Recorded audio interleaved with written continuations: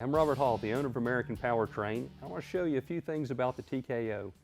Customers call in all the time asking about what different things are on the outside of the transmission, and also sometimes when they're trying to explain their problem, they're not speaking the same language, they're not using the same terms as the tech. So I just want to get everybody on the same page. So up front, of course, you have the input shaft, but at the end of it, this is the pilot shaft. This is where the pilot bearing is in the crank, the pilot shaft goes into there, and this is called the bearing retainer because it retains the bearing into the front of the transmission.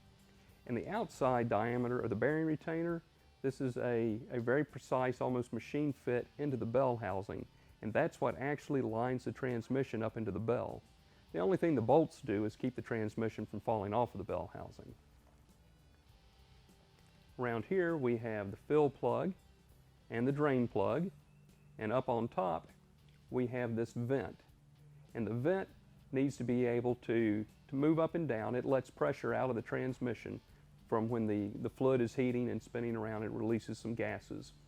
If this is crushed or pinned up against the floor, the transmission can actually build up enough pressure to cause leaks in other places.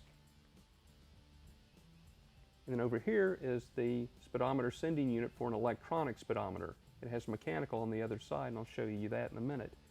But that can also be used as a vehicle speed sensor if you're running fuel injection. This, of course, is the mounting pad. And around back, where the output shaft sticks out of the tail housing, is this little rubber seal, and that is a dust boot. That only keeps dirt out of the transmission, doesn't hold fluid in. There's another seal a little further up. It's something you have to be sure you handle properly. On the back end of this, when it comes out of the box from Tremec, there'll be a rubber plug up in there. That rubber plug has to be removed before you put in the drive shaft yoke. You might want to leave it in when you're installing the transmission because it can keep fluid from inside of the transmission from coming back.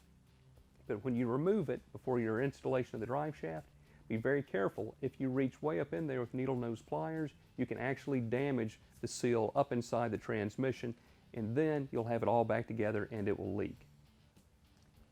In this little harness, we get a lot of questions about this. This is a neutral safety switch. It's something that's totally your option to use. It does not affect the operation of the transmission at all. But when you have this wired into your ignition system, the car will only start when it's in neutral. If you don't want to use it, tie it up out of the way, or cut off the wires, or remove that and install a plug. This is where you would install a mechanical speedometer.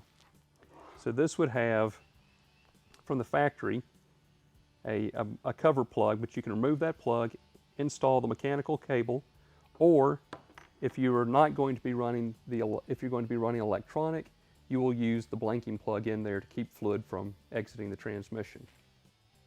Moving on around, this is the backup light switch, and that is not threaded. Those are actually just knurls on there, so you cannot run a nut down, and that's why we have a snap-on, weather-tight electronic backup light switch harness.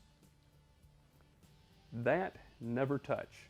That actually holds part of the reverse engagement in there. If you take that out, you drop parts inside of your transmission.